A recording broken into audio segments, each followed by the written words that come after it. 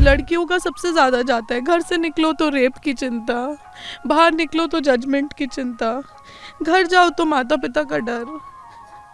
उसके बीच में आप थोड़ा बहुत कर लेते हो कोशिश कि शायद अपना नाम बन जाए, पर एक लेडी मर गई, उसके जबड़े पे पैर मार दिया, उसके दांत मेरे हाथ में थे। किसी की माँ थी, उसका बच्चा मेरी गोदी में, इससे पूछो कोमल से, मैं उसको लोरी सुनाती रही कि बच्चे को पता नहीं लगे माँ चली गई है। किसी को नहीं पड़ा, क्या मुझे ट्रॉमा नहीं है? मेरे से ज़्यादा किसी को ट्रॉमा है। आप उठाओ लाश अपने हाथ में, कोई आपका हाथ पकड़ के बोल रहा है पानी दे दो मैं मर जाऊंगी, और वो मर गई, मैं पानी नहीं ला पाई, क्या करूंगी पावर का। मौनी अमावस्या का वो पर्व जब 8 से 10 करोड़ लोगों को यहाँ आना था, महाकुंभ में आकर आस्था की डुबकी लगानी थी। उस पर्व के लिए प्रशासन लंबे समय से तैयारियां कर रहा था, पर उन्हीं तैयारियों के बीच एक हादसा रात में 1 बजे संगमनोस पर हुआ, जिसको सभी ने रिपोर्ट किया। वहीं दूसरा हादसा जो सुबह 3 बजे के करीब से शुरू हुआ, और वहाँ पर अगर प्रत्यक्षदर्शियों की माने तो लगभग 2 बजे तक स्थितियाँ, दोपहर के 2 बजे तक स्थितियाँ खराब रहीं। उन जगहों पर जाकर के लोगों को बचाने का काम कई लोगों ने किया, पर उसमें तान्या मित्तल, जो कि अपने आप में एक फेम है, मिस एशिया रही हैं, तान्या मित्तल जिस वक्त हमारे साथ हैं। और तान्या मित्तल जी, आपने बड़ी संख्या में लोगों को जाकर के सेक्टर 21 में लोगों को बचाया, हमने कुछ वीडियोस भी आपके देखे। सबसे पहले तो वो मंजर जानना चाहेंगे और समय जानना चाहेंगे, आप किस समय वहाँ पहुँची सेक्टर 21 में? करीब 5 बजे बज रहे थे, एंड मैं एक हाई पॉइंट पे थी, एक आश्रम के अंदर, और कवर कर रही थी मैं वीडियो। किधर से आई सेक्टर 25? मैं सेक्टर 21 आप कहाँ से आई? त्रिवेणी वाला जो रोड है जहाँ पर स्टैम्पेड हुआ था, तो हम प्रोसेशन कवर करने के लिए वहाँ पर थे अपनी टीम के साथ। बट हमें ये खबर आई कि ऐसे ऐसे वहाँ हादसा हो गया है and it is not safe and you should leave. तो तब हम वहाँ से निकल गए और निकल के वापस अरेल साइड आने लग गए, क्योंकि 4 बजे के आसपास आपने? हाँ 4 बजे करीब, और अरेल की तरफ आने लगे। तो रास्ते में एक आश्रम था, वहाँ लोग मुझे जानते थे, तो मैं वहाँ रुक गई उनसे मिलने, बात करने। और मुझे थोड़ी घबराहट भी हो रही थी, क्योंकि जो आवाज़ें वगैरह आ रही थी उससे डर लग रहा था मुझे, क्या हो रहा है, मैं भी नहीं भाप पा रही थी सिचुएशन की क्या है। आवाज़ें मतलब लोग चीख पुकार वहाँ? हाँ चिल्ला रहे थे लोग, घबरा रहे थे, क्योंकि उन्हें सुनाई दिया था तब तक कि त्रिवेणी में स्टैम्पेड हो चुका है। फिर हम एक हाई पॉइंट पे जब खड़े थे, और सेक्टर 21 की बात है ये, झूसी की, तो फिर हमने देखा कुछ फॉरेनर्स फंसे हुए हैं, और कुछ लोग मुझे पहचानते थे। तो मैं क्योंकि बहुत ऊपर खाली जगह पे खड़ी थी, तो वो आवाज़ लगा रहे थे कि इस आश्रम के अंदर हमें ले लो। अब आश्रम क्योंकि मेरा नहीं था, तो मैं लोगों को अंदर ले नहीं सकती थी। तो वो क्योंकि अब लोग कह रहे थे तान्या मैम अंदर ले लो, अंदर ले लो, तो 15-20 मिनट तो मैंने कहा चलो नहीं ठीक है, अपनी जान बचानी है, खड़े हैं, इतने लोगों को अंदर नहीं ले पाएंगे, और आश्रम वाले बाबा को भी क्या समझाऊंगी। पर ह्यूमैनिटी है या मेरा नेचर है जो मेरे आड़े आ गया, कि मैं मतलब बिना कुछ सोचे समझे मैं स्टैम्पेड के अंदर चली गई। मैंने कहा ऐसा करेंगे संदीप, कोमल, अपन जो बच्चे हैं कम से कम उनको उठा आपके लेंगे। साथी हैं संदीप, कोमल आपके? हाँ मेरी टीम है, 5-6 लोगों की टीम है, मेरे साथ हमेशा रहती है, तो कि उन लोग को अपन बचा लेंगे। बच्चों ने बहुत मना किया, ये लोग पीछे रहे, पर मैं ज़बरदस्ती चली गई और ये लोग आ गए। फिर पॉइंट ये हो गया कि हम खुद फंस गए। भाई तो इतनी ज़्यादा भीड़ थी, उस भीड़ में कैसे आप? एटलीस्ट हम चलते चलते जो छोटे बच्चे थे उनको उठाते जा रहे थे, बच्चे पैरों में गिर रहे थे। लोग कितने बच्चे लगभग रहे होंगे वहाँ पर, अगर आप नो काउंट 5-6 महीने साल भर के इतने बच्चे थे। हमारी टीम, हम लोग अलग अलग हो गए थे, हम फंस गए थे।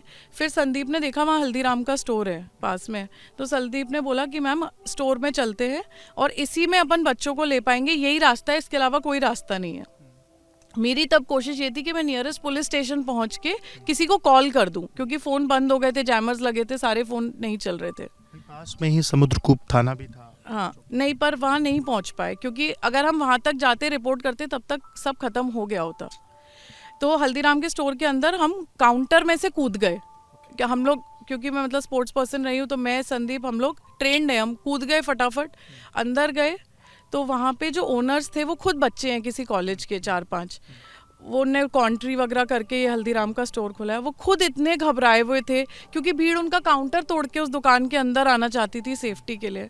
तो मैंने उन लोगों को नॉर्मल किया, पहले उनके पैसे वगैरह जो थे काउंटर में से निकलवा के उनके बैग्स में डलवाए कि तुम लोग सेफ हो, और अंदर एक स्टोर था, उस स्टोर में उन्हें किया, क्योंकि हम बड़े हैं यार, हमारी रिस्पॉन्सिबिलिटी है कि हम बच्चों को पहले सेव करें। उन चारों को अंदर किया, ये लगभग 5 बजे की बात है। 5:30 और वो कह भी रहे थे बच्चे कि हम रात भर से ये हैंडल कर रहे हैं। लगभग 3 बजे से स्थितियाँ खराब हैं। हाँ, as far as they said.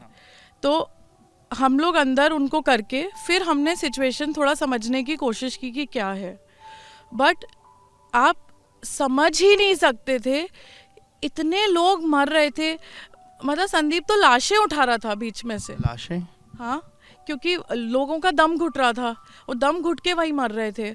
अब हम लोग मरना शुरू हाँ मर गए थे। अब मेरे पास वीडियो है, हल्दीराम के स्टोर के अंदर हमने लाशें उठाई हैं। कोमल ने तो CPR दिया है 2-3 को, मैं पानी दे रही थी और मतलब भीड़ के कारण लोग सांस नहीं ले पा रहे थे। मैं खुद, मेरी सांस रुक रही थी। बट तो मतलब मेरे को ये समझ में आता है कि जो अपन कहते हैं ना कि दम घुट के कैसे मर सकता है कोई, वो हमने देखा है घुट घुट के मरते हुए लोगों को। और हमने जितने बच्चे, और मतलब एक तो इंसिडेंट है, मैं आपको वीडियो शेयर कर दूंगी, पेरेंट्स अपना बच्चा संदीप की गोदी में छोड़ के भाग गए।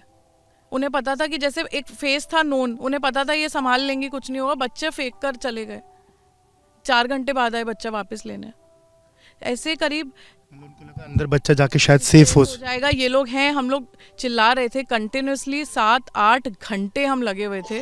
जितने लोग हम सेव कर सकते थे उन्हें अंदर बुला रहे थे, पानी पिला रहे थे, होश में ला रहे थे, दूसरी तरफ से निकाल रहे थे, रास्ता बनाने की कोशिश कर रहे थे। सामने आश्रम में रिक्वेस्ट करके हमने कोशिश की कि कुछ बच्चे उसके अंदर चले जाएं। भीड़ में मतलब ये लोग गिर गए भीड़ में, भीड़ ने हम पे भी पैर रखा। मेरे पूरे पैर कटे हुए हैं, मुझे रात भर से फीवर है। But out of humanity I think अगर हमने 150 जान बचाई, अगर हमारे जैसे 2-3 भी और होते ना तो कोई कैजुअलिटीज होती ही नहीं। मैं कैजुअलिटीज हुई बहुत, जब हमारे हाथ में लाशें थी, मेरे हाथ कपड़ों पे खून था जब मैं आई वापस। और मुझे नहीं पता कि क्या पिक्चर बाहर सब लोग दे रहे हैं, बट 8:30 बजे से मैं लाशों के भी मोबाइल उठा के हॉटस्पॉट लेकर सबको कॉल कर रही थी। जितने प्रशासन के लोगों के मेरे पास नंबर हैं, मैंने हर एक व्यक्ति को कॉल करके इन्फॉर्म किया। लोग प्रशासन तो बार बार ये बात कह रहा है उसको जानकारी ही नहीं, क्योंकि किसी ने, आपको बताऊं कि जब उस दिन शाम को प्रेस कॉन्फ्रेंस हुई तो सिर्फ और सिर्फ संगमनोज की घटना के बारे में जानकारी दी गई कि वहाँ पर 30 लोगों की मौत हो गई। इस घटना के बारे में तो किसी को जानकारी भी नहीं दी गई। यार देखो, मैं भी नहीं चाहती थी कि मैं प्रशासन से डायरेक्ट पंगा लूँ। किसी भी फीमेल के लिए अपनी सेफ्टी फर्स्ट होती है। आज मैं उनके लिए रिपोर्ट कर रही हूँ तो वो भी मेरे लिए ही नेगेटिव जाएगा। बट मतलब मेरा लॉजिक ये है कि अगर वो जो लोग मर गए उनके बारे में कोई जानेगा ही नहीं, उन्हें कुछ मिलेगा ही नहीं, जो लोग खो गए, तो फिर उनकी मदद कौन करेगा? आज मीडिया का या हमारा एज एन इन्फ्लुएंसर यही तो काम है ना। लोग हम पे ट्रस्ट ही इसलिए करते हैं कि अगर कुछ उनके साथ गलत हो तो हम लोग उनका साथ दें। भीड़ में से तो लोग मेरा नाम इसीलिए ले रहे थे कि उन्हें पता था कि ये सबकी हेल्प करेंगी, ये किसी को मरता हुआ नहीं छोड़ेंगी। और हमने नहीं मरने दिया। हम CPR दे सकते थे, दिया। हमने हल्दीराम के स्टोर में से चिप्स खाना सबको दिया। फिर वो बच्चे घबरा रहे थे, हमने उन्हें बोला हम सब चीज़ के पैसे देंगे, हम करेंगे, प्लीज़ मत घबराओ, पर मर जाएंगे लोग। और क्या मुझे नहीं पता यार, 2-2:30 बजे तक एक बच्चा मैं लौटा के आई हूँ जो खोया पाया। केंद्र का नंबर मुझे नहीं पता। मैंने खुद कभी इतनी भीड़ नहीं देखी यार। मैं एक बिजनेस वूमन हूँ, मैं अपने खुद घर में रहती हूँ, फिर भी मैंने अपनी जान लगा दी सिर्फ इसीलिए कि कुछ लोग बच जाएं, कुछ लोग ठीक हो जाए। क्योंकि वो किसी को घुटते हुए मरते देखना, आप लोग को पता नहीं मीडिया में वीडियो कैसे अच्छे लगते हैं, पर जब आप अपनी आंखों के सामने घुटते हुए मरते देखते हो ना किसी को, किसी की माँ जा रही है, वो बच्चे संदीप के हाथ में थे, हम लोग खुद रो रहे थे, काँप रहे थे। और मेरा स्टाफ मुझे कह रहा था कि आपको निकाल लेते हैं पहले, कोई प्रशासन नहीं आएगा, कुछ नहीं होगा। फिर भी मेरा दिल नहीं माना। मैंने कहा बेटा यहीं मर जाएंगे, कोई बात नहीं, कुछ तो बचा लूँगी। और बल्कि ये भी मैं श्योर हूँ, अगर मैं वहाँ मर भी जाती ना कल, तो मीडिया क्या करता, ये रिपोर्ट करता कि रील बनाने आई थी मर गई, वीडियो में रील बनाने मर गई। इतना नेगेटिव हो चुका है आजकल मीडिया की, ट्रू रिपोर्टिंग कोई करना ही नहीं चाहता। ऑनेस्टली बताओ, आप सब लोग थे, क्या आप रिपोर्ट करने के लिए भीड़ में चले जाते, स्टैम्पिड के अंदर कुचलने अपने आप को, बचाते, लोगों को गोदी में लेते, हल्दीराम के अंदर कूदते? मैं फॉरेनर्स को बचा रही थी, फॉरेनर्स वीडियो ले रहे थे स्टैम्पिड का। फॉरेनर्स पे मैंने रेस्क्यू किए, दुबई के, अफ्रीका के, कुछ लोग इसी कैंप के भी थे।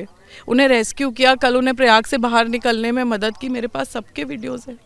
तो भी अरैल की तरफ आ रहे थे घाटी। वो वहाँ से वापस आ रहे थे, वो भी भाग के, पर मुझे ये लगा कि हमारे देश की पिक्चर बाहर गलत नहीं जाए।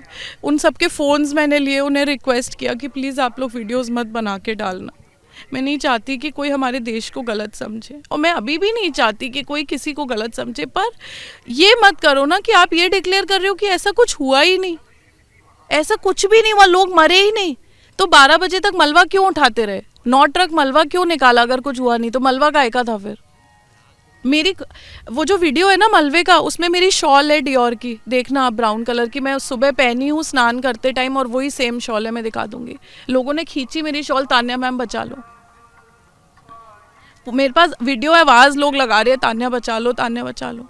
कैंप के लोग थे, उन्हें पता था कि ये लड़की छोड़ के नहीं जाएगी, चाहे कुछ हो जाए। ये बैकफुट पे मैं मर भी जाती, अभी भी सोचो पूरा प्रशासन मेरे खिलाफ हो गया है क्योंकि मैंने सबकी रिपोर्ट कर दी है, फिर भी मैं अगर मर भी जाऊंगी तब भी वो जो लोग वहाँ मरे उनकी हेल्प करके ही जाऊंगी। मतलब I genuinely don't care about my life, but honestly अगर आप लोग वहाँ होते, मेरे को अभी भी इतना ट्रॉमा है यार। 2-2 साल के बच्चे, उनके ऊपर पैर रख दिया लोगों ने, एक लेडी मर गई, उसके जबड़े पे पैर मार दिया, उसके दांत मेरे हाथ में थे। किसी की माँ थी, उसका बच्चा मेरी गोदी में, इससे पूछो कोमल से, मैं उसको लोरी सुनाती रही कि बच्चे को पता नहीं लगे माँ चली गई है। मैं वो भूल ही नहीं सकती, मैं नहीं भूल पाऊंगी।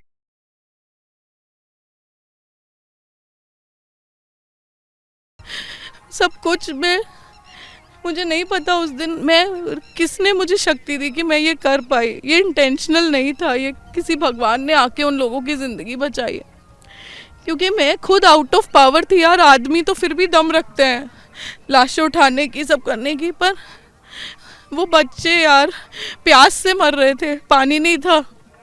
पानी भी खत्म हो गया। पानी नहीं था, बिल्कुल पानी नहीं था। 2 लोग पानी प्यास से मर गए, पानी मांगते मांगते, कोमल से मांगते रहे, पानी नहीं था। पानी लोगों को गंगा जल तक पिलाने की आप लोगों ने कोशिश करी? जो लोग चल के जा रहे थे ना, वो हमें मारने लगे थे क्योंकि हम उनकी बोतल उठाने लग गए थे। मैंने कोमल को बोला कि वो जो पानी है संगम का, ये जो भर के लाए हैं वो छीन लो, क्योंकि वो दे नहीं रहे थे। उन्हें लग रहा था कि हम नहा के आए, पानी बचा लें अपना। हमने वो पानी छीना और वो दूसरे की जान की कदर नहीं थी। वो पानी छीनकर इन लोग ने, शायद संदीप ने, ऊपर से सबके ऊपर पानी डालना चालू कर दिया काउंटर पे से, कि ऊपर से पानी डालने की कि एक शावर टाइप का, जैसे जिसके मुंह में जितना पानी आ जाए वो लेकर जिंदा रहे, बस सांस आ जाए उसको। उससे भी कुछ लोग बचे, पर जो लोग नहीं रहे वो नहीं रहे यार, नहीं रहे। और मतलब मैं तो कहती हूँ प्रशासन हो चाहे सारा मीडिया हो, सबको एक साथ आना चाहिए यार। एटलीस्ट जो लोग मरे उन्हें वो मुआवजा तो मिले। उन्हें किसी के परिवार के लोग हो सकते थे ना जो वहाँ है। सबका ही परिवार है। और उसके बाद लोग खोए, वहाँ पर आधार कार्ड है, अच्छा उसके बाद लोग मांगने आए बच्चे। आप सोचो, मैं चाहती तो 2-3 घंटे बाद, 4 घंटे 5 घंटे, जब सिचुएशन नॉर्मल निकल सकती थी ना, फिर लोग जो बच्चे मांगने आ रहे थे वापस, मैंने उनके आधार कार्ड चेक कर करके उन्हें बच्चे दिए। किसको बच्चे दे रही हूँ, कल को ऐसा नहीं हो कि गलत बच्चा दे दूँ, फिर मेरे ऊपर कोई सवाल आए कि भाई किसी और का बच्चा खो गया, किसी और को दे दिया। क्या पता प्रशासन कब तक होश में आएगा। बच्चे तो अपने घर पहुँचे। आप कब तक वहाँ रहीं? मैं सुबह 5 बजे से दोपहर में 3 बजे तक वहाँ रही, जब तक पूरा, क्योंकि वो स्टोर वाले बच्चे भी छोटे थे, सारे लोगों को बाहर किया क्योंकि वो स्टोर खाली नहीं कर रहे थे लोग। लाशों को बाहर करवाया, एम्बुलेंस बुलाई, प्रशासन में जितने नंबर थे सारे डायल की, क्योंकि मेरे को पता था जब तक मैं वहाँ रहूँगी तब तक लोग बाउंड रहेंगे आने के लिए। अगर मैं वहाँ नहीं होती तो ये किसी जन्म में रिपोर्ट नहीं होता, कोई भी हिम्मत नहीं करता। और ये तो मुझे पता ही लग गया उस दिन कि कोई किसी की जान बचाने कभी कहीं नहीं चाहता। ये बताइए, आपने अधिकारियों में किसको किसको आपने फ़ोन किया और किसको किसको ये सारी जानकारी दी कि यहाँ परिस्थितियाँ इतनी ख़राब है, नाम लेकर के? यार मैं किसी का नाम नहीं लेना चाहती, क्योंकि क्या होता है, आई एम अ गर्ल, और आप इस बात को समझो कि मुझे अकेले पूरे उत्तर प्रदेश में ट्रैवल करना है। I am a travel influencer, और बिना प्रशासन की मदद के सेफ नहीं होता। आज मैं बोलूँगी पूरी पुलिस खिलाफ हो जाती है, फिर आपको सपोर्ट नहीं मिलता। सपोर्ट तो वैसे अभी भी नहीं मिल रहा, बट अभी क्या आपको धमकाया जा रहा है, मना किया जा रहा है कि आप ये नशे चीज़ें बताएं, ये जो न्याय की लड़ाई आप जो लड़ रही हैं ये ना करें आप? यार पर मैं कुछ बोलना नहीं चाहती इस मैटर में, बस ये है कि वहाँ से सबकी मदद करने के बाद भी ना 3 बजे वहाँ से 6 किलोमीटर पैदल चल के आई अकेले। कोई नहीं आया, चाहे मेरे पैर कटे थे, चाहे हाथ कटे थे, चाहे खून लगा था। एम्बुलेंस आई थी, एम्बुलेंस का ड्राइवर मुझे जानता था, उसने कहा आप चलो हम ले चलते हैं, पर मैं छुप के नहीं निकली वहाँ से। मैंने कहा मैं ये सब नहीं करूँगी, मैं नहीं चाहती कि मुझे बाद में रिग्रेट हो कि मैं निकल गई और लोग मर गए। मैं वहाँ से अकेले आई पैदल, वहाँ से 6 किलोमीटर, पर कोई नहीं आया यार। अब सबको पता ही था तो आ ही सकता था ना कोई तो हेल्प के लिए। अब आज भी सबको पता है कि इसी ने सबकी हेल्प की, तब कोई आ गया मिलने। लगभग कितने बजे वहाँ पहली एम्बुलेंस कब आई होगी? पहली एम्बुलेंस अगर आप बता सकें। पहली एम्बुलेंस आई होगी 12:30-1 बजे। तब तक तो मैं भीख ही मांगती रही ना, सबसे कुछ करो। हम पुलिस को रेस्क्यू कर रहे थे जो फंस गई थी बीच में। पुलिस भी फंस गई? फंस गई। कितनी पुलिस रही होगी? ऐसे कोई पुलिस नहीं थी, जो लोग पीछे से भाग के आ रहे थे पुलिस वाले वो आ रहे थे, वो लोग आए, उन्होंने हेल्प किया साथ में, पर सब घबरा गए थे। देखिए पुलिस खुद कह रही थी कि आप फोर्स और मंगा लो, कैसे भी मंगा लो, और आप मंगा सकते हो, आप कोशिश करो। तो मैं कोशिश के अलावा क्या करूँगी? एक बात बताओ, मैं भी 28 साल की हूँ, मैं क्या कितना कर लूँगी? 1000 लोगों की भीड़ में सारी लोगों को बचा के निकल आऊँगी कि मर के ही आऊँगी? मेरा खुद का दम घुट रहा था यार, मेरे हाथ पैर कट चुके थे, लोग हमारे पैर की खाल नोचने लग गए थे बचाने के लिए, नाखूनों के निशान कैसे आप उनको अंदर खींच लें? नाखूनों के स्टोर तोड़ने लग गए थे, कैसे भी अंदर ले ले, हमारे ऊपर से निकल जाए बिल्कुल। पर किसी को ये नहीं समझ में आ रहा था कि एक तरीके से ही बचा जा सकता है। और मतलब ये बहुत बहुत सैड है कि अभी तक उन जानों की कोई कीमत नहीं है। आज वहाँ से मलबा उठा, 9 ट्रक मलबा, 10 ट्रक मलबा उठा, तो क्या प्रशासन को नहीं पता कि उस मलबे में क्या है, या मलबा क्यों था? सेक्टर 21 झूसी पे मलबा ही क्यों था? हल्दीराम पे मलबे का क्या काम? कोई बाढ़ तो आई नहीं थी, किस चीज़ का मलबा था? कौन, मतलब ये कहना कि कोई रिपोर्ट नहीं है या किसी को पता नहीं है, अगर कुछ पता ही नहीं था तो मलबा उठाने वाले क्यों आए? किसी ने तो भेजे थे ना, उन्हें तो पता था। इंटरनली सबको सब पता है, आज की डेट तक पता है, सब बस वेट कर रहे हैं कब मैं प्रयाग से चली जाऊँ और ये न्यूज़ आउट नहीं हो। और मेरे लिए this is not a news, again I am saying, सिर्फ वो जो लोग वहाँ मर गए, कोई तो उनके लिए जाओ। वो बच्चे अभी भी खोए हुए हैं, मेरे पूरे इंस्टाग्राम पे मैसेज आ रहे हैं, मैम हमारी माँ मिलवा दो, हमारे पापा, मतलब लोगों को प्रशासन से ज़्यादा मुझ पे भरोसा है कि मैं ढूंढ लाऊंगी लोगों को। आपने किया ना लोगों के लिए, आप वहाँ थी लोगों के लिए, आपने 8 घंटे 10 घंटे संघर्ष किया लोगों के। यार मैं भूल ही नहीं पाऊंगी, सच में कभी नहीं भूल पाऊंगी कि मतलब इतना करने के बाद भी ना किसी ने, कोई एक जना प्रशासन से या कोई आया नहीं यार थैंक यू कहने। At least someone should have come and told यार बच्चा आप कितने छोटे हो, आपने कैसे किया, कोई तो आता, कोई बात तो यार। अभी भी कौन आ रहा है, मीडिया आ रही है अपने टीआरपी के लिए, किसी को नहीं पड़ा। क्या मुझे ट्रॉमा नहीं है? मेरे से ज़्यादा किसी को ट्रॉमा है। आप उठाओ लाश अपने हाथ में, कोई आपका हाथ पकड़ के बोल रहा है पानी दे दो मैं मर जाऊंगी, और वो मर गई, मैं पानी नहीं ला पाई, क्या करूंगी पावर का? एबीपी न्यूज़ आपको सलाम करता है, आपकी जाबाजी को सलाम करता है, और हम वो एक एक चीज़ जानना चाहते हैं, क्योंकि जिस तरीके से चीज़ें हुई सुबह के समय में, मूवमेंट इतना ज़्यादा रोक दिया गया, कुछ इन्फॉर्मेशंस अगर आई भी तो मूवमेंट एकदम रुका हुआ था, जो भी लोग संगम की तरफ थे उनका इस तरफ आना मुश्किल था, वो तमाम चीज़ें आप भी जानती हैं, इस कारण शायद उधर पहुंचना मुश्किल हुआ, और उसके बाद ये सारी चीज़ें हुई। लगभग कुल कितनी एम्बुलेंसेस की बात करें, लगभग कुल कितनी? 2 एम्बुलेंस आई थी कोमल, कितनी? दो आई थी, वो भी मजबूरी में भेजी थी उनने, मुझे पता है, क्योंकि प्रेशर बहुत बन गया था। 1 बजे तक सबको पता लग गया था कि मैं वहाँ हूँ और मैं निकलने को राजी नहीं हूँ। मुझे कोशिश की, कई लोगों ने बोला कि आप निकल जाओ, बस आप निकल जाओ, किसी ने ये नहीं बोला कि सबकी मदद कर लो, सबने बोला आप निकल जाओ। अधिकारियों ने, जो वहाँ थे लोकल, जो भी लोग आए मिलने, उनने कहा आप निकल जाओ बस आप। मैंने कहा मैं नहीं जाऊँगी, अगर मुझे पता था मैं चली जाती तो वहाँ बच्चे मर जाते। मैंने सारे, एक भी आप हॉस्पिटल चले जाओ, एक भी बच्चा झूसी से मरा नहीं है, सारे बच्चे मेरे ऊपर बैठे थे, एक बच्चा, उनने उल्टियाँ की मेरे ऊपर, जो किया, सारे बच्चे मेरे ऊपर बैठे थे, मैंने एक बच्चा नहीं मरने दिया झूसी में। मतलब मैं, कोई नहीं आए, कोई कुछ भी कहे, ये वीआईपी, ये वो वीआईपी प्रोटोकॉल, मुझे कोई फ़र्क नहीं पड़ता, मुझे पता है मैंने क्या किया, and I am very happy about it. रही बात, एक बात मैं जेन्युइनली कहना चाहती हूँ, अगर एबीपी करेक्ट रिपोर्टिंग करता है तो जो भी रिपोर्टर्स हैं, चलिए जितने भी रिपोर्टर्स हैं, उनने एक वीडियो मेरा डाला कि वीआईपी घाट पे वीआईपी प्रोटोकॉल में दिखी युवती, ठीक है, वायरल कर दिया हम। अरेल घाट पर जो आप ये यही घाट है वो पीछे इस होटल का ही, ठीक है। उसको गूगल मैप पे सर्च करो, इस घाट का नाम ही वीआईपी घाट है। क्या गलत किया मैंने? अब कोई भी आदमी कॉज पे काम ही नहीं करना चाहता। आप कॉज देखो, कॉज ये था कि संगम पे भीड़ लग रही है, उसमें मैंने क्लियरली मेंशन किया है this Ghat is open and free for all, लिखा है क्लियर, बिल्कुल बोल्ड में लिखा है, जिससे सभी लोग अपने आप को वीआईपी समझ के संगम पे भीड़ लगाने की जगह यहाँ आ जाएं। क्या गलत किया? लोगों के मन में जो था ना कि उनको सिर्फ और सिर्फ संगम जाना था, ये एक सबसे बड़ा। मैंने उस कॉज को फाइट ही तो किया। मैं नहीं चाहती थी कि लोग संगम पे जाके मरे यार, मैं नहीं चाहती, आज भी नहीं चाहती। इसीलिए मैंने सबको क्लियरली लिखा, अरेल पे घाट है, क्लियर है, साफ है, यहाँ कोई भीड़ नहीं है, आराम से अपनी फैमिलीज को लेकर यहाँ आओ, स्नान करो। क्लियरली लिखा है this is open and free for all. और वो भी मैंने तब लिखा है जब मैंने गूगल मैप पे लोकेशन चेक की, इस जगह का नाम ही वीआईपी अरेल घाट है। तो ये मेरी गलती है कि मैप्स की? फालतू में तमाशा बना दिया वीआईपी प्रोटोकॉल में युवती।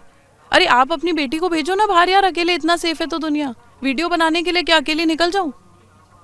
खाएंगे, पता है कितने रेप केस होते हैं इंडिया में? मैं अपना प्रोटोकॉल लेके नहीं चलूं, कौन मदद करेगा? करना पड़ता है यार। मीडिया है, चलो वायरल कर दिया, 50 वीडियो बना दिए कि वो वीआईपी में चलती है। आप में से एक जना आ रहा है मुझे छोड़ने प्रयाग के बाहर तक, अटैक हो जाएगा, गाड़ी फूट जाएगी, आ जाओगे? कहना आसान होता है यार, जिसको करना पड़ता है ना। And I want you to know यार, being a girl is very difficult, very difficult. इस देश में ना लड़की होना ही सबसे मुश्किल है। आपने जज कर लिया वीआईपी प्रोटोकॉल में थी, वीआईपी घाट पे थी, ये वीआईपी घाट है।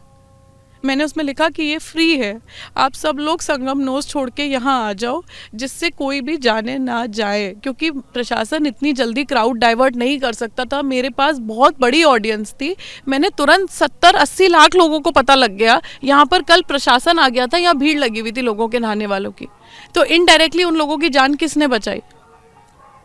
क्या किसी ने रिपोर्ट किया? पता ही नहीं।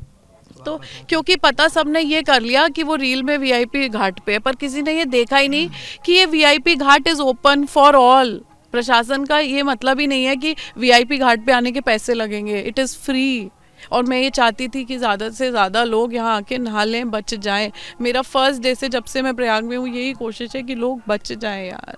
मेरा क्या जा रहा है, वीआईपी होती तो नहाकर अपना चली गई होती, मैं क्यों लोगों को बताऊंगी कि यहाँ आके नहा लो। बच्चों की बड़ी संख्या में आपने वहाँ पर जान बचाई, लगभग किस उम्र से किस उम्र के बच्चे, लगभग कितने बच्चे रहे होंगे जिनको आपने? हमने 150-200 जाने तो बचाई, किसी के पानी फेंक के, किसी को अंदर लेकर, लोगों को बीच बीच में बाहर निकाल रहे थे सामने आश्रम में।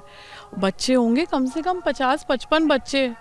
इन बच्चों ने मेरे जो काम किया है, मतलब दे शुड बी रिवॉर्डेड। मैं आके इनके पैर छुए मैंने कि मेरे चक्कर में अगर इन बच्चों को कुछ हो जाता, इनके माँ बाप मेरे ऊपर केस करते।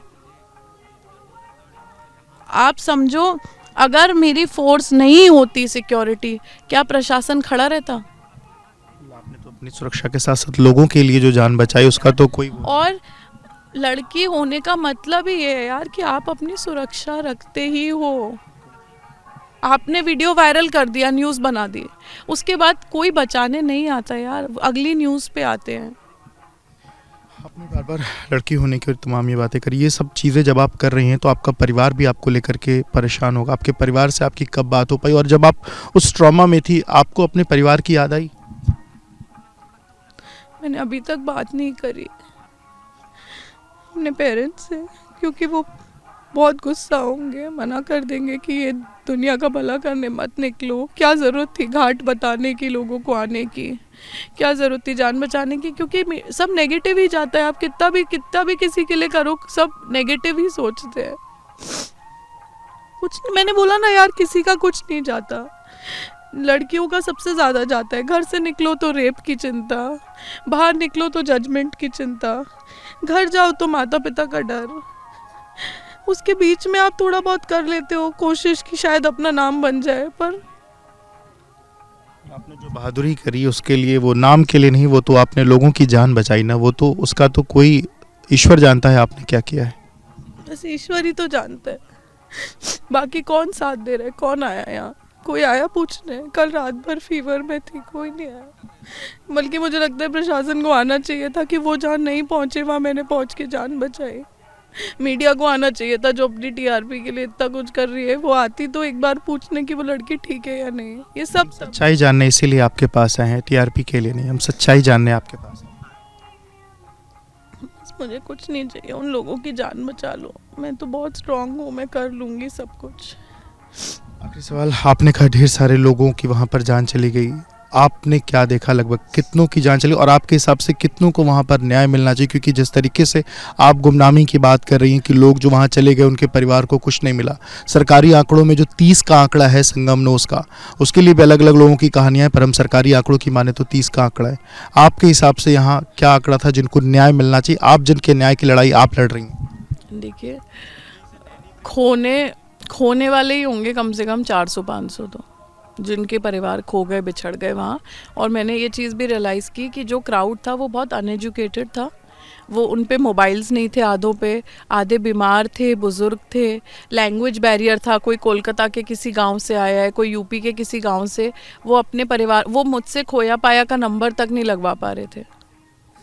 तो खोने वालों की संख्या होगी 400-500 मिनिमम, और डेथ रिपोर्ट 30 तो बिल्कुल फेक है मिनिमम। तो संगम नोस की है, मैं यहाँ की बात कर रहा हूँ, आप जहाँ पर थे यहाँ पे कम से कम मतलब 30 से तो ऊपर ही गए होंगे 100%। 3-4 तो हल्दीराम में ही पड़े थे ना, हमारे सामने ही थे, तो उसको कैसे डिनाई करोगे? और जो बाकी मलबे में उठ गए। डिस्क्लोज नहीं होगा, ठीक है यार, मत करो डिस्क्लोज, प्रशासन अपनी इमेज बचाए, वो भी ठीक है, कोई बात नहीं कि ग्लोबल इमेज खराब नहीं होनी चाहिए, इट्स ओके, बट पर किसी की मौत तो गुमनामी में ना हो ना, उसकी मौत को तो कंधा मिले। डिक्लेयर करो कि यार इससे ऐसा हुआ था, और अगर आपने अपने फैमिली को वहाँ पे खो दिया है, कोई मर गया है, तो आप आके प्रशासन के पास मदद तो मांगो। अभी तो प्रशासन हाथ ही खड़े कर रहा है कि मदद करनी ही नहीं है, क्योंकि कोई हुआ ही नहीं, कुछ हुआ ही नहीं। ये गलत है, ये मैं प्रूव कर सकती हूँ कि सबको पता था कि कुछ हुआ है, ये मैं बिल्कुल प्रूव कर सकती हूँ। सभी अधिकारियों को आपने चूंकि फ़ोन किया, सबको कॉल किया, सबको पता था कि वहाँ हुआ है, ये कोई डिनाई नहीं कर सकता कि वहाँ कुछ नहीं हुआ। डिनाई करने का मतलब है कि आप ह्यूमैनिटी से डिनाई कर रहे हो, आपने मुझे भी मरने ही छोड़ दिया ना। बिल्कुल। तो तान्या मित्तल हैं और उन्होंने साफ तौर पर ये आरोप लगाया है और अपनी भावनाएं जो व्यक्त की हैं उसमें यही बात है कि डिनाई करना मतलब आपने ह्यूमैनिटी से ही किनारा कर लिया, और कहीं ना कहीं शब्द नहीं है, जो भी चीज़ें रहीं, ये महाकुंभ जो भव्य और दिव्य होने की बात कही जा रही है, बिल्कुल दिव्य और भव्य है, लेकिन जो लोग चले गए, जो लोग आज इस दुनिया में नहीं हैं, जो पुण्य कमाने के लिए, स्नान करने के लिए यहाँ आए थे, उनकी पुण्य आत्मा आज कहाँ है, ईश्वर जानता है। For exclusive and insightful videos, subscribe to our new channel ABP Live Premium.